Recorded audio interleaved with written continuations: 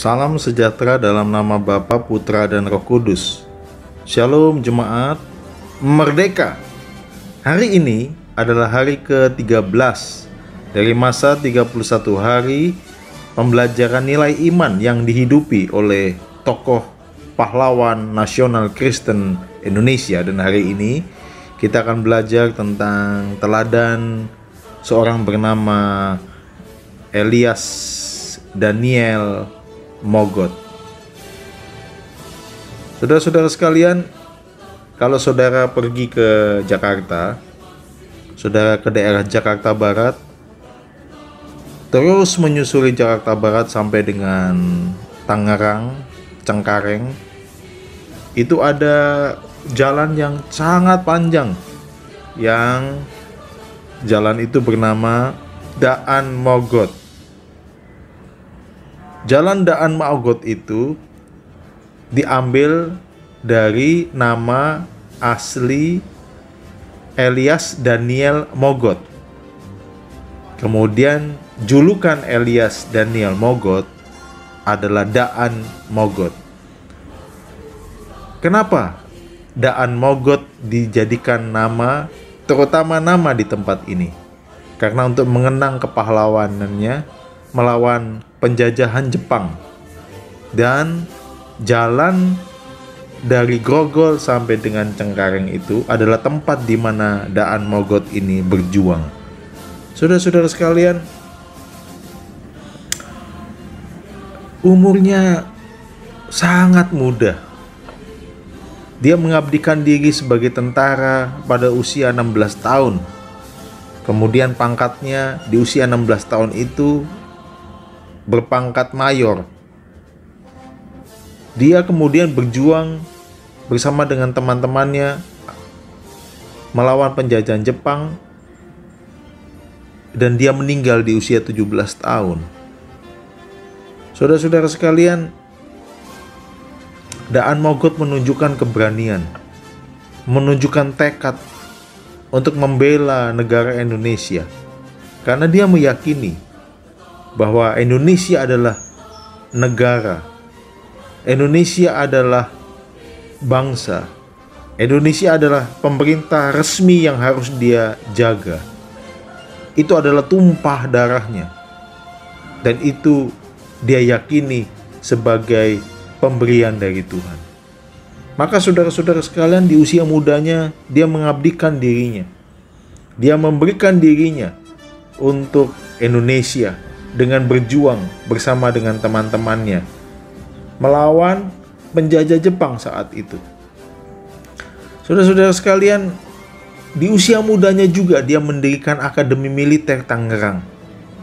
Itu menjadi bentuk komitmen dia untuk melatih juga adik-adik muda saat itu untuk bisa membela negara ini. Saudara-saudara, Daan Mogot meninggal pada saat pertempuran di Lengkong, Tangerang pada tanggal 24 Januari 1946. Teman-temannya mengisahkan peristiwa itu, betapa orang muda bernama Daan Mogot ini melakukan satu tindakan heroik. Meskipun dia dikepung oleh Jepang, dia tidak mau menyerah. Dia melawan kepungan itu dengan perlawanan yang sengit. Akhirnya dia melindungi anak buahnya, dan kemudian dia tewas tertembak. Saudara-saudara sekalian, apa yang kita bisa pelajari dari keteladanan Daan Mogot ini?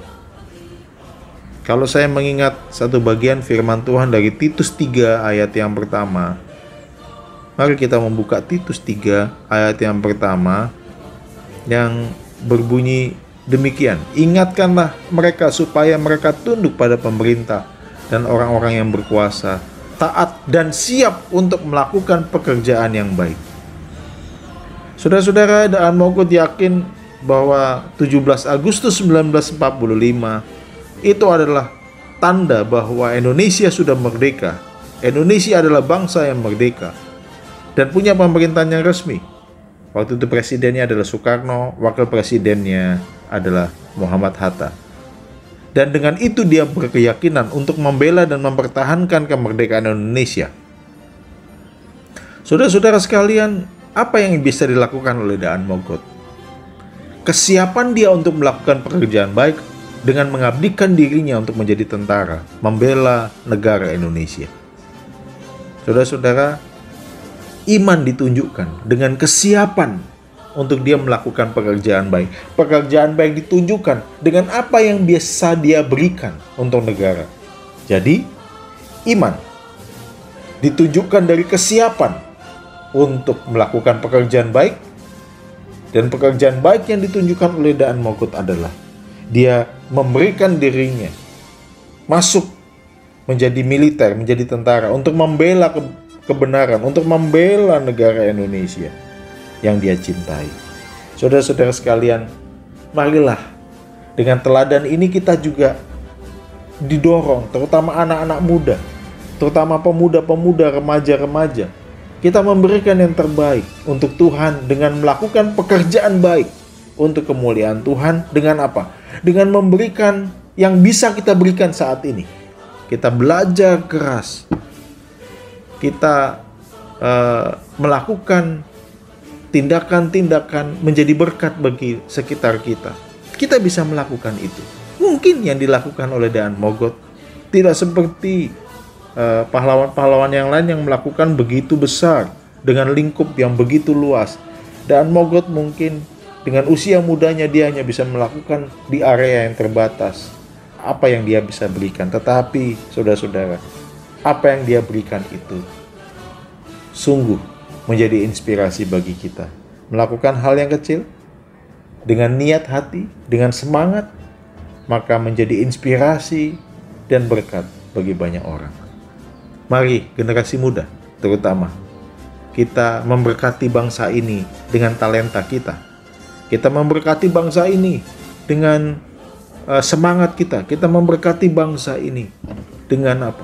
Dengan talenta, bakat, keterampilan, energi, ide-ide, juga melalui karya yang nyata. Mari kita bergerak untuk siap melakukan perbuatan baik demi nama Tuhan dimuliakan dan menginspirasi banyak orang dan menginspirasi generasi muda kita. Kiranya Tuhan memberkati. Mari kita berdoa.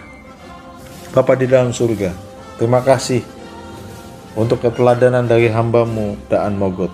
Di usia mudanya, dia memberi apa yang dia bisa beri untuk bangsanya.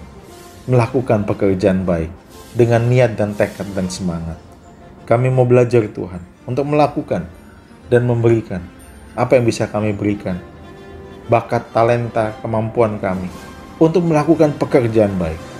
Dan tolong berkati kami dan berikan kami kuasa untuk selalu siap melakukan pekerjaan baik dengan apa yang bisa kami lakukan. Berkati setiap generasi muda jemaat-Mu supaya mereka menjadi generasi yang memuliakan Tuhan, memberkati negeri ini dan rajin untuk berbuat baik dan punya semangat untuk belajar, untuk tekun menggali potensi dan terus peka untuk menjadi berkat.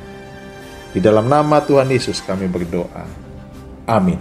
Kiranya Tuhan memberkati. Sekali merdeka, tetap merdeka.